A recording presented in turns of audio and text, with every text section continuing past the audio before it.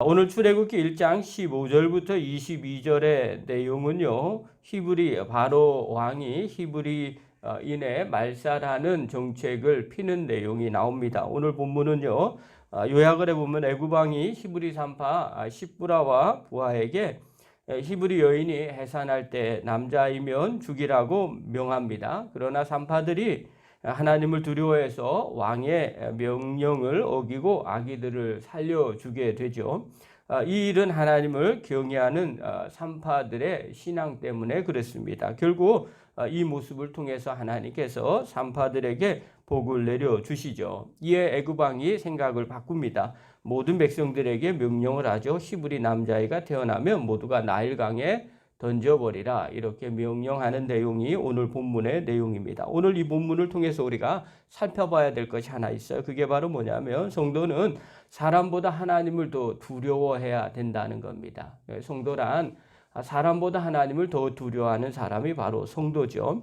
자, 오늘 본문 15절과 16절 한번 보십시오. 15절과 16절 우리 한번 읽겠습니다. 시작.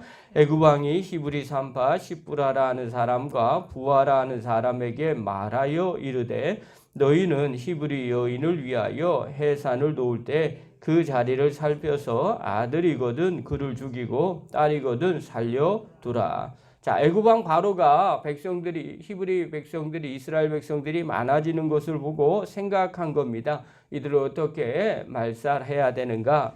그래서 히브리 산파에게 아이를 낳거든 남자면 죽이고 여자는 살려라, 이렇게 명령을 하죠. 당시에 산파의 이름이 나옵니다. 십부라하고 부하라고 이야기를 해요. 십부라라는 것은 히브리 단어로 뜻이 뭐냐면 아름다움이라는 뜻이 있어요. 부하는 찬란한이라는 뜻이 있습니다. 그래서 아름다움과 찬란함이 바로 왕의 명령을 들었다, 이렇게 표현하면 되죠. 그러나 그가 그의 명령을 듣지 않아요. 이건 당시의 상황을 봐야 돼요. 이집트 사람들은 바로를 하나님의 태양 신의 아들이라고 생각을 했어요. 사람으로 보지 않고 거의 신의 아들로 봤거든요. 그렇기 때문에 절대 군주였던 애굽 왕 바로의 명령을 거스린다는 것은 거의 있을 수 없는 일입니다. 잘못하면 당연히 죽게 되는 거죠. 그럼에도 불구하고 이 히브리 산파가 그들의 명령을 듣지 않고 아이를 살려두어요. 자, 왜 아이를 살려두는 행동을 했을까? 17절에 나오죠. 우리 한번 읽겠습니다. 시작.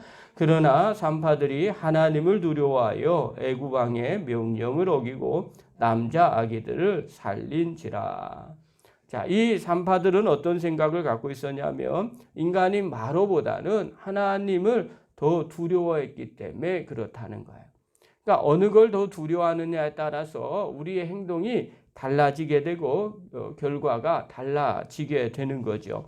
히브리 산파 마음에는 절대 군주였던 바로의 명보다는 하나님이 더 두려웠어요. 하나님이 그의 마음 가운데 더 자리 잡고 있었던 것이죠. 이러한 생각을 갖고 있으니까 결과가 어떻게 돼요? 행동도 달라지는 거죠. 하나님을 더 두려워하니까 하나님 명령이 더 중요하고 하나님의 뜻이 더 중요했어요. 그래서 바로가 아이를 죽이라고 이야기할 때 죽이지 아니하고 오히려 살려두는 쪽으로 선택을 하게 되는 거죠. 자, 이런 일련의 행동들을 봤어요. 이것은 산파의 믿음이 그 안에 들어있는 거죠.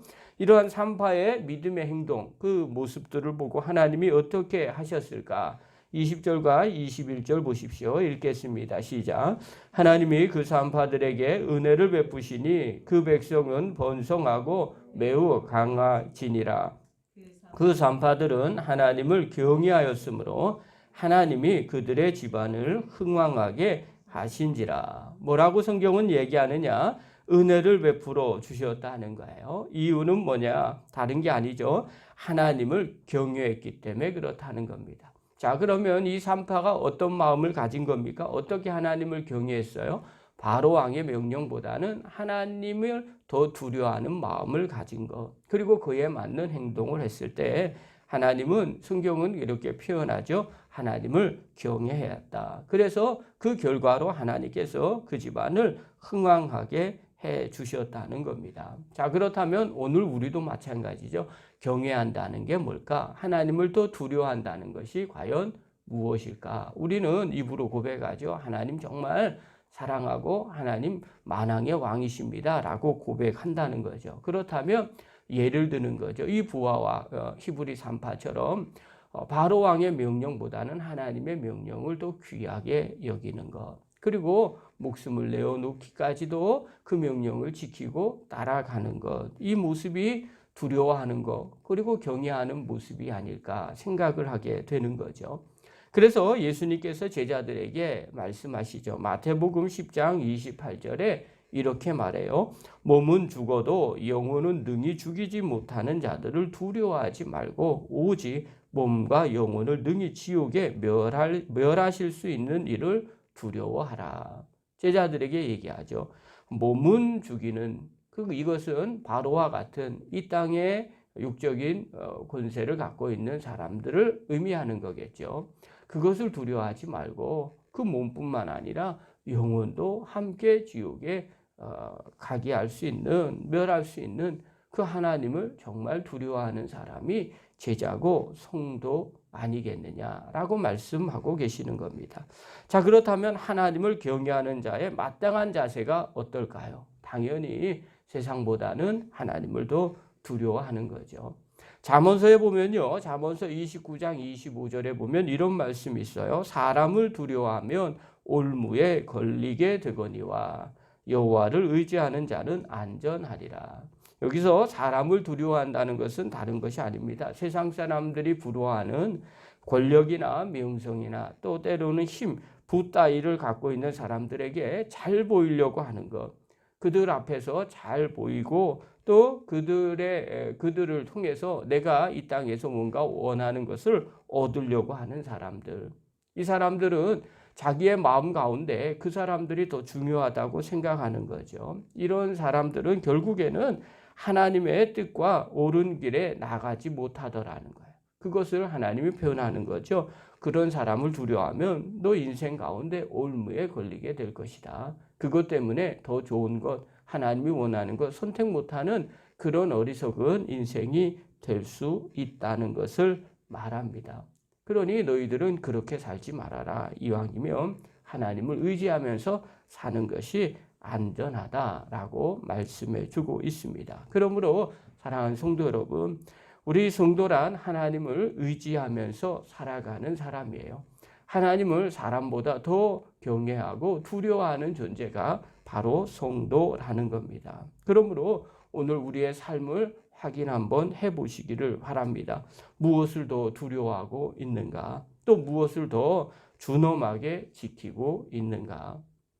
저도 잘하지는 못하지만 신앙생활하면서 늘 마음 가운데 되물어 보는 일들이 있어요. 그게 바로 뭐냐면 나는 정말 하나님을 귀하게 여기고 있는가? 그러면 그에 걸맞는 행동을 하고 있는가? 이 부분을 늘 마음 가운데 되새기고 있습니다. 물론 100%다 못하지만 순간순간마다 그런 선택을 하려고 애쓰고 수고합니다. 이 새벽에 나온 귀한 성도 여러분, 또 영상을 보는 귀한 성도 여러분, 우리가 신앙생활 할 때 정말 하나님 두려워하는지 다시 한번 오늘 점검해 보시기를 바랍니다. 그리고 오늘 이 산파들처럼 하나님을 두려워하고 경외하는, 그리고 거기에 맞는 믿음의 행동들을 날마다 행해서 하나님께서 보시고 은혜 베풀어 주시고 하나님께서 복을 주시는 그런 성도, 그런 가정 되기를 간절히 축원합니다. 기도하겠습니다.